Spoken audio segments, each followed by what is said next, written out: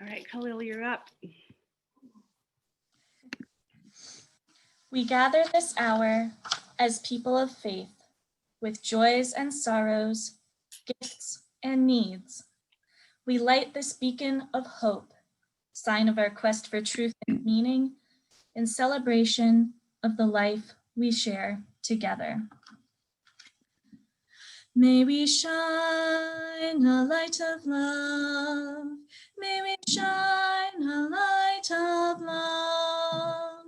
With every thought, with every step we take, may we shine a light of love.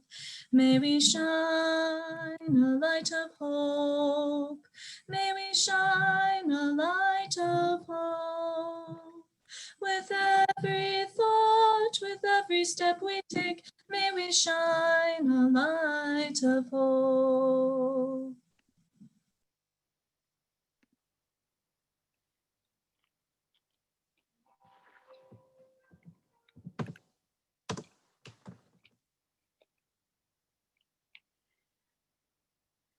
And now I invite Sandy Dorr to offer our centering words this morning in honor of Phil Ellsworth. Thank you, Wendy. Can you hear me okay? We hear you. Good. I'm thinking that this is such a sacred solstice turn of the year, and that Phil's soul is probably still very near. So for Phil, I would like to read two poems. The first is called The Salt Mine. It's dedicated to his friend Chester Merrill, who is buried in the American Cemetery in Lorraine, France. We had crossed the river in those small boats. As we ran toward the wall, I was hit, and the medics, without hope, carried me to the command post and laid me among my dying comrades.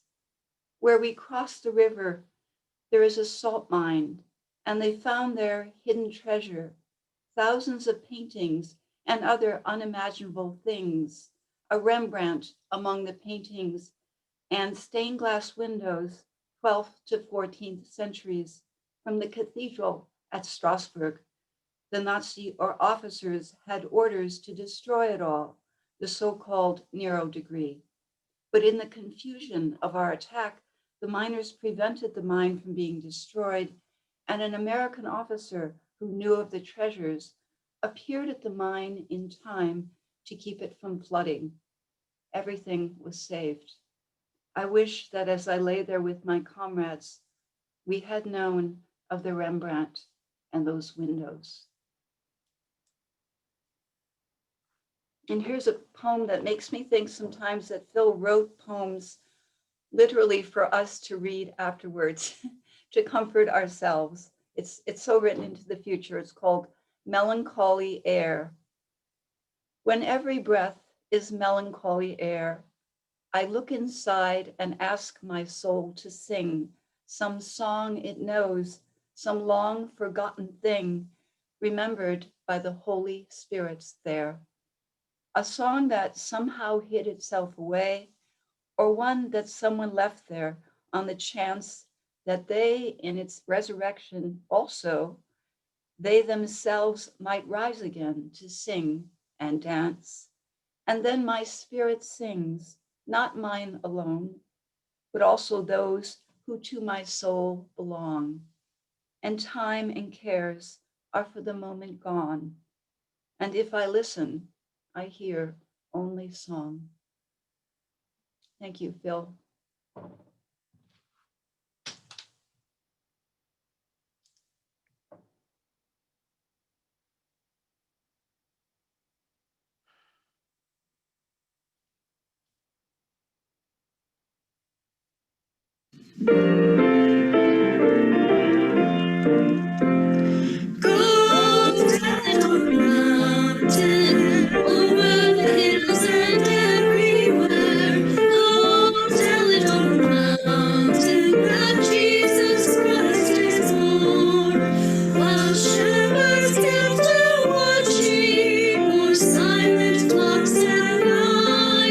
Behold, throughout the heavens, there shone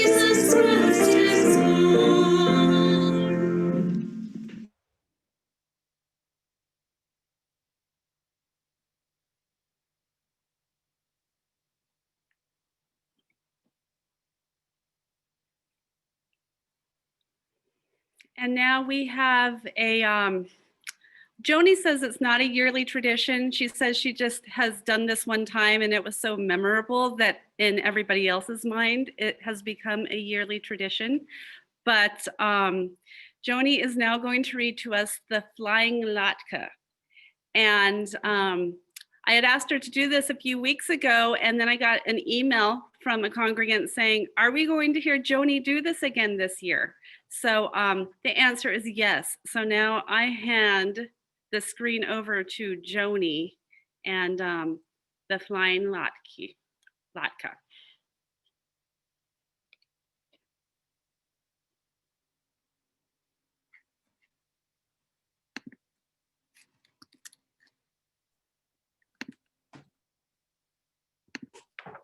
Can y'all hear me?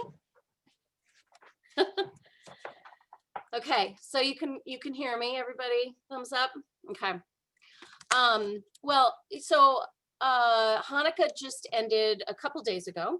You can see that I have my my menorah here, and we so that it's, you know, all done. But we the story of Hanukkah is kind of a, most people kind of understand the story of Hanukkah, that it's a miracle, that the Maccabees had their temple taken, and oftentimes when I tell this story, I say by a bunch of bad guys. So the bad guys came along and stole their temple and trashed the place. And when the Maccabees were able to fight back and take it, they came in and it was a huge mess. And the oil that they needed to light their lanterns was mostly all over the floor. And of course, to get more was like a multi-day trip by donkey, and what a mess. So they had no hope that they would be able to keep their lanterns lit. But somehow, through some miracle, of course, it was able to happen. And so this story honors that tradition.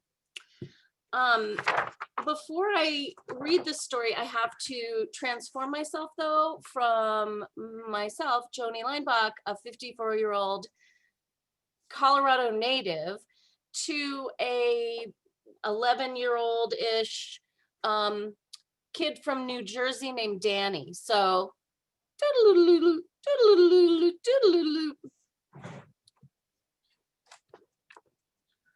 I'm telling you, my family was nuts. Cuckoo, totally mashugana. All right. So maybe there's still a little mashugana, but you should have seen him last year. You think I'm kidding? Here's a picture. New every day, it was something else. This one didn't get along with that one. Someone wasn't speaking to someone else. The fights, the arguments, you should know from it. But then I know it's hard to believe a miracle happened. What? You don't think they happen? Sure they happen. Maybe not so often, maybe once in a blue moon. But look, see for yourself. It all started on the first night of Hanukkah. The whole family was over. You know, Uncle Izzy, Aunt Sadie, Uncle Shecky, Aunt Etta, Aunt Esther, Uncle Al, Aunt Shirley, and, oh yeah, all my cousins. Nettie, Letty, Howard, Cy, Sydney, Sol, Wolfie, Murray, Marvin, Tilly, Roberta, Pauline, and Bob. Anyway, my mother doesn't believe in appetizers, so there we were, standing around starving, when finally my mother hollers, "Dinner!"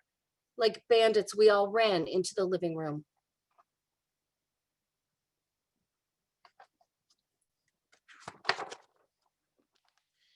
Izzy, my mother said as she brought in her prized platter of latkes. It's Hanukkah, come light the menorah. But Izzy was busy arguing, of course. What are you saying, Izzy shouted. I know cars. I know Fords, and that one was a Ford. It was a Buick, my Uncle Shecky bellowed. A Ford, a Buick, a Ford. Shecky, fit to be tied, picked up a pickle and waved it at Izzy. Izzy, Shecky said, shaking the pickle. You wouldn't know a Ford if it was sitting in your driveway with a dealer sticker on it. A sticker, Izzy said. A sticker, said Shecky as he gave the pickle one last shake and, well, you guessed it. As he gave the pickle one last shake, and the pickle took off like a rocket and hit Izzy right in the forehead. A sticker, Izzy yelled. I'll give you a sticker.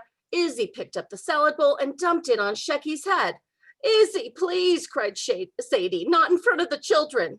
Sadie, Shecky announced. Izzy could throw all the food on this table, all the food we had at Esther's wedding, including the 5 kinds of melon bowls.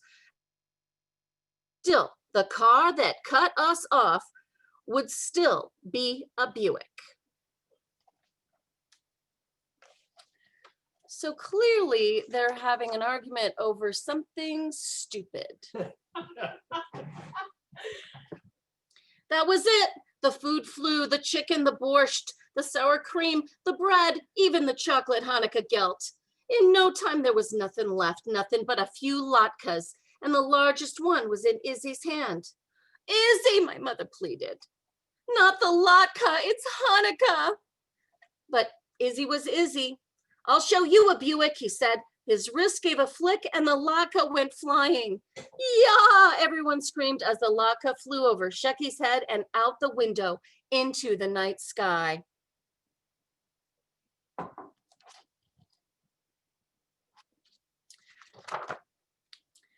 I raced to the window to see where the latke would land, and well, I know this is weird, but it didn't. I mean, it didn't come down. The latke just kept going. You happy? You happy now? My mother said to both Izzy and Shecky. My whole dinner that I slaved over. Sylvia, my father said to my mother, calm down, everybody, calm down. Come, let's all go to the living room and cool off. We'll sit, we'll watch TV. Most of the time when my father talks, nobody listens. But this time, no, who knows why? We listened. We shuffled into the living room and Sydney turned on the television. We sat, we schmoozed. Suddenly we heard the following. We interrupt this program to give you a news bulletin.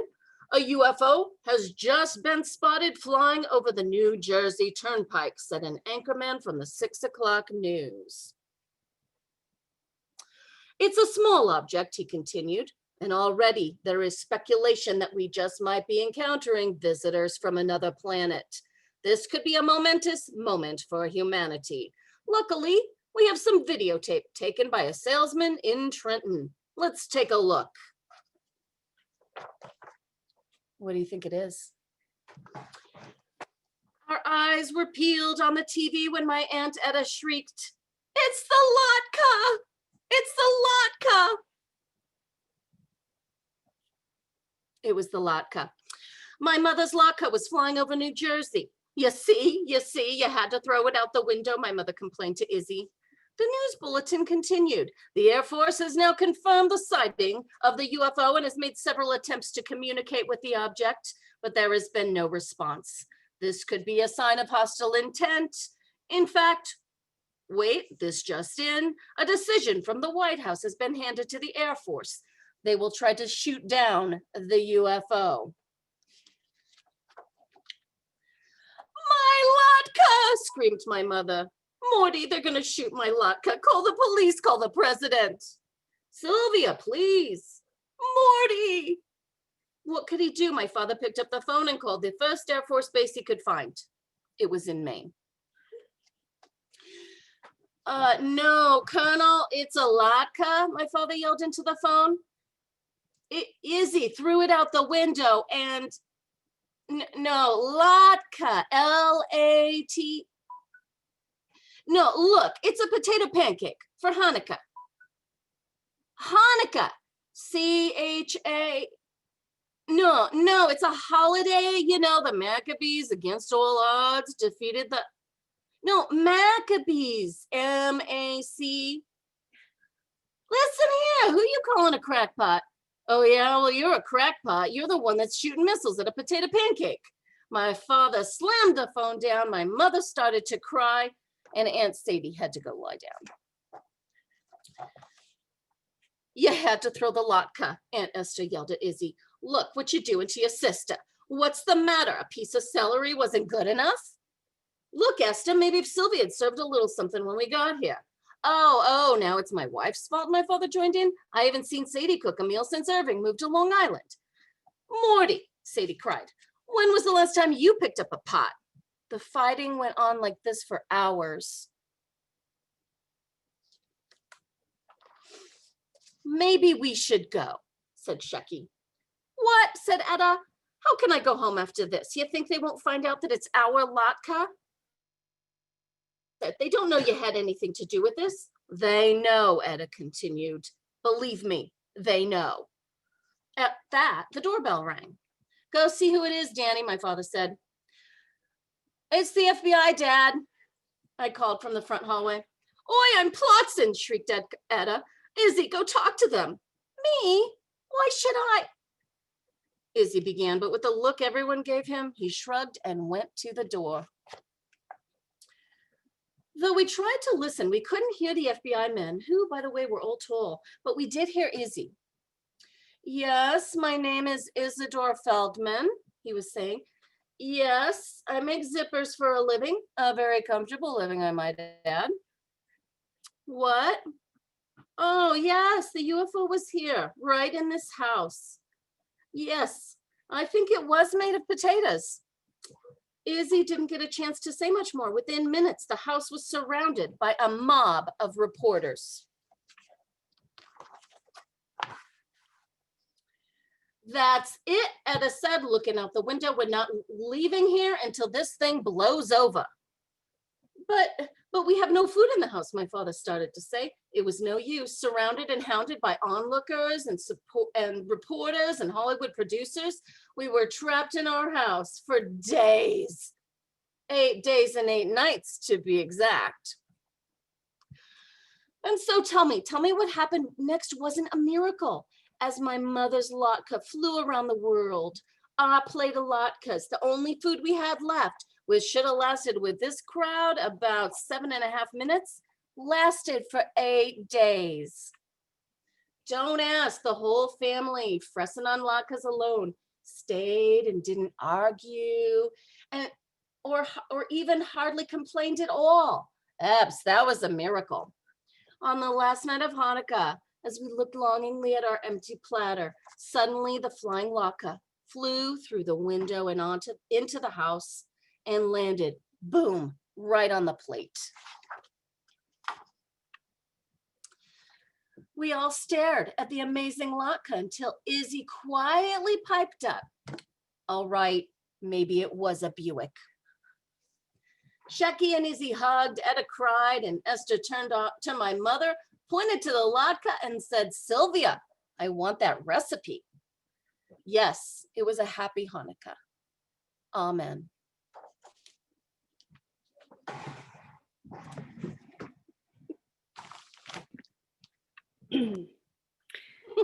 If ever you've wondered why you might need to be part of a faith community, this is why you get to be part of a faith community, because we laugh and we cry all in the same hour together, and we create rituals and traditions that you never see coming. So thank you, Joni.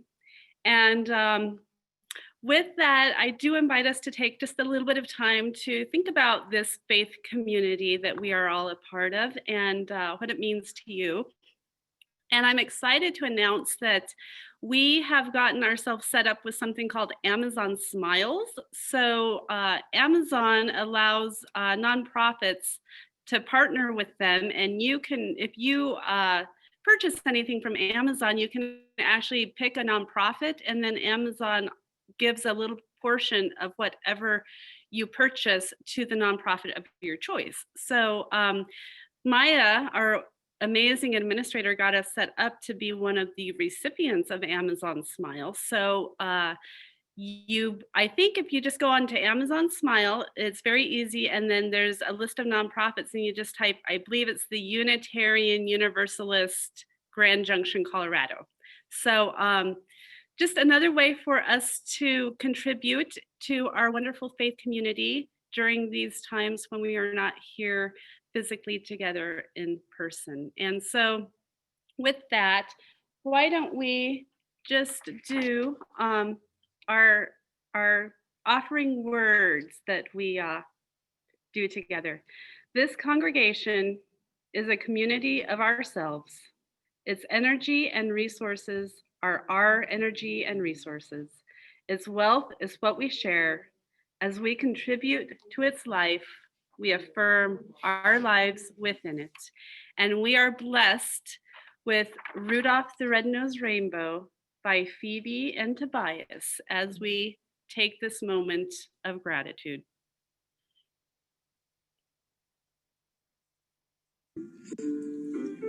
The red-nosed reindeer have a shiny nose. And looks at him, you even say it grows. All the other reindeers used to call his names. And then let Rudolph you games.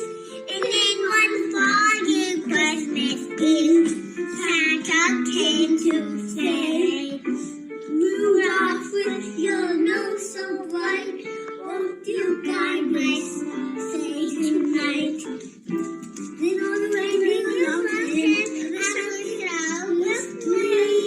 Rudolph the red-nosed reindeer, to go down his way.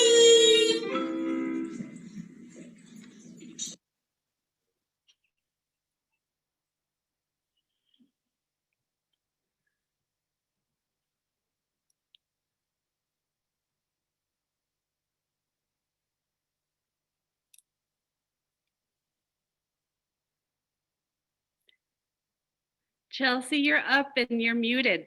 I know I'm up. I was laughing. I was too busy laughing still. That, I swear I've seen that video 2 or 3 times now, and it's just, I can't contain my joy each time I see it. So yes, so welcome to our Mitten Tree service. The Mitten Tree is something we did last year. It's a tradition in many congregations, but it's realized a little bit differently in each one. So I'm going to share a story of the Mitten Tree, and then I'll share a slideshow of what our beautiful congregation has done with our Mitten Tree this year. And if you do look at your Zoom screen in gallery view, you should find a square with the name Mitten Tree somewhere on your screen. And you can see our beautiful Mitten Tree. But for now, I'm going to be sharing a story. Here it is. The Story of the Mitten Tree by Candace Christensen.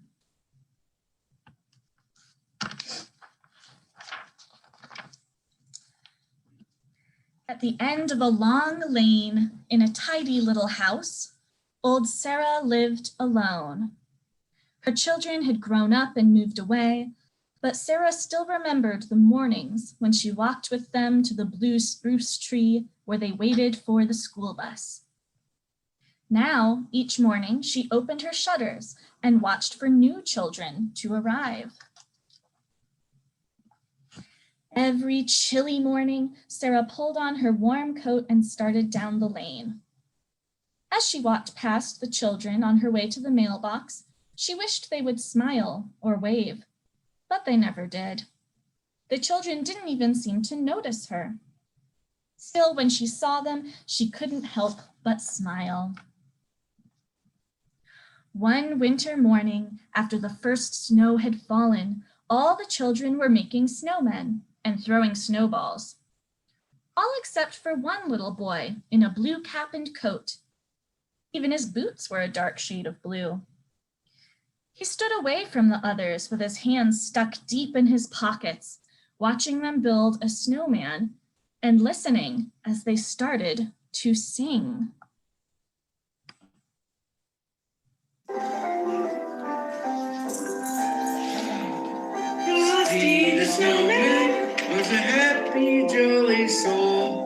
with a corncob pipe and a button nose and 2 eyes made out of snow. Frosty the snowman is a fairy tale, they say. He was made of snow, but the children know how he came to life one day.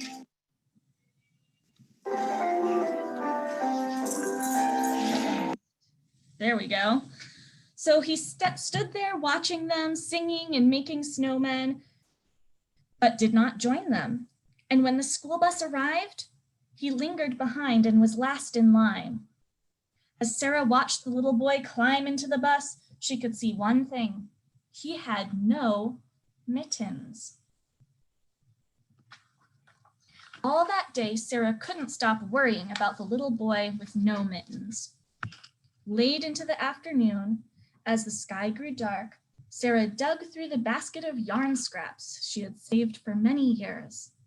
She found her needles and 4 shades of blue wool, and then Sarah began to knit. She worked late into the night. When the sun began to rise, she hurried to the bus stop and hung the mittens on the old blue spruce tree. From behind the hedge, Sarah watched. The little boy was the first to arrive. He saw the mittens. He reached up and tried them on. They fit. With a big smile, he made a perfect snowball and threw it high into the winter sky. Soon, a little girl in a red coat arrived. Her mittens didn't match. That night, Sarah knitted with red yarn. Every day now, as Sarah went to the mailbox, she watched for children without mittens. Then she would hurry home and knit. Early in the morning, she would hang the new mittens on the tree. The children loved the game. Each day they would search under every branch and bough for another pair of mittens. Once or twice, Sarah thought that the boy with the blue mittens had seen her, but he always looked away. Night after night, Sarah knitted mittens in every color. Some had stripes, some had hearts, some even had little snowflakes all over them. Somehow, even though she had never spoken to the children, Sarah felt they had become her new family. On the last day before winter vacation, Sarah awakened before dawn. She took the empty basket that had once held her yarn and filled it to the brim with mittens. Out the door and down the steps she headed. When she got to the blue spruce tree, she hung mittens on every branch. The boy with the blue mittens was the first to arrive. He stood very still and waited for the others. In fact, all the children stood very still for a few minutes, looking at the mysterious, beautiful mitten tree. After a moment, they began to sing once more.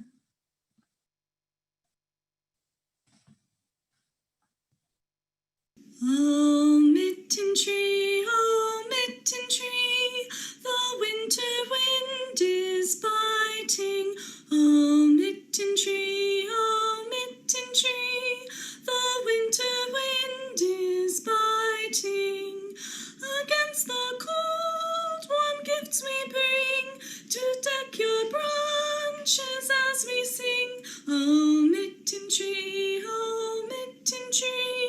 help us to love each other. May we our love and goodness show as you stay green through winter snow. Oh, mitten tree, help us to love each other.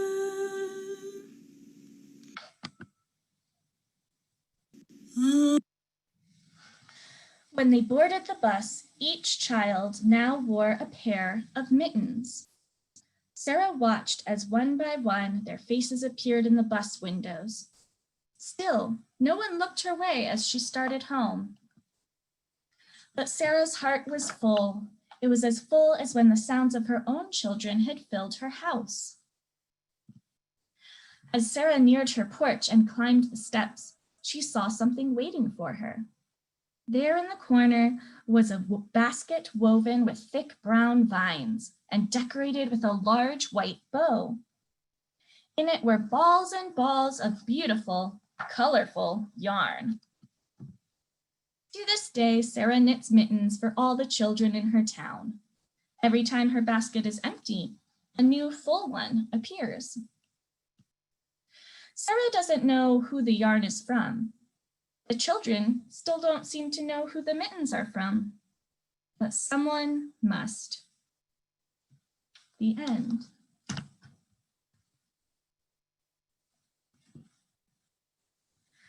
So that is one version of the story of the mitten tree. There are many different versions.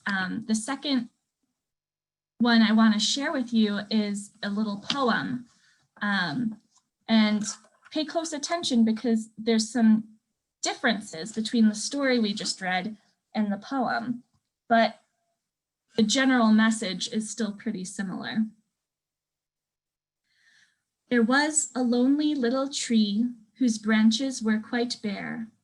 The other trees made fun of it and showed they did not care. One day a little girl walked by and saw the little tree, and then she thought to help it, as you will quickly see. She took a pair of mittens, their color was bright gold. She put them on the branches to keep them from the cold. Before too long, some other children saw what she had done. They thought that putting mittens on a tree would be quite fun. They gathered up the mittens, all beautiful and bright. They covered all the branches. It was a pretty sight. Some poorer children happened by and saw the mitten tree. They put the cozy mittens on and danced round happily. And then a strange thing happened while the children stood around. A glowing light came from the tree, from top right to the ground. At first the children were confused, then they understood the light. The story says a gift of love can make the whole world bright. So these are the two versions of the mitten tree story that we read last year and read again now. And although they are a little bit different, in essence, the thought is the same, that we take what we have in excess and share it with others who need it. In our congregation, this takes a slightly different form. We have been gathering warm clothing items, mittens, gloves, scarves, hats, socks. A few people even brought pants and shoes and jackets. And we've been gathering these to decorate our mitten tree, which you can see on the little square in the Zoom. And these we have gathered from our generous congregation, and we'll use them to stock our blessing box. Oh, thank you, Wendy, for spotlighting the tree. And we'll use these to stock the blessing box outside of our building throughout the winter, so that folks who need warm items, socks, hats, gloves, scarves, mittens, will be able to find them there throughout the cold season. So we made together a little slideshow of our mitten tree that I would like to share with you so that you can see the incredible generosity and love that our collective faith community has made. Thank you so much. And I hope you enjoy our mitten tree slideshow.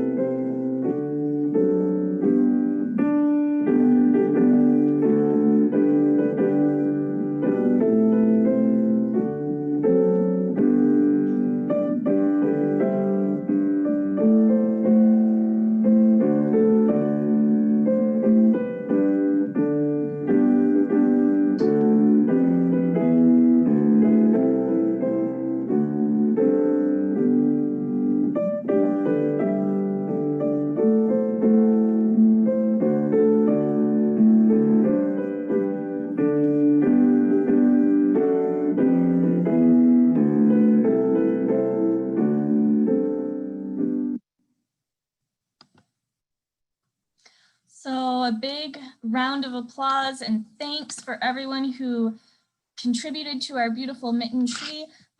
If you didn't have a chance to bring anything, feel free throughout the winter to bring any donations you have by the church and just drop them in the blessing box outside. They will be much appreciated.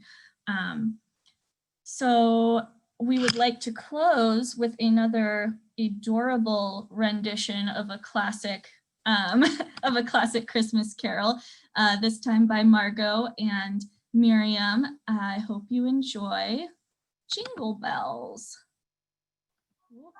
which I should share my screen for. Pardon me, lots of balls in the air.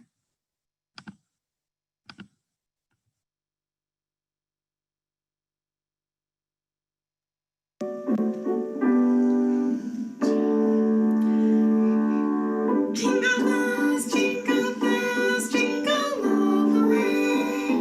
Oh, what fun it is to ride in a one-horse open sleigh. Hey, jingle bells, jingle all the way. Oh, what fun it is to ride in a one-horse open sleigh. Dashing through the snow in a one-horse open sleigh. O'er the fields we go, laughing all the way. Bells on bobtail ring, making spirits bright. What fun it is to ride and sing a sleighing song tonight. Oh, jingle bells, jingle all the way. Oh, what fun it is to ride in a one-horse open sleigh. Hey, jingle bells, jingle all the way. Oh, what fun. It's good.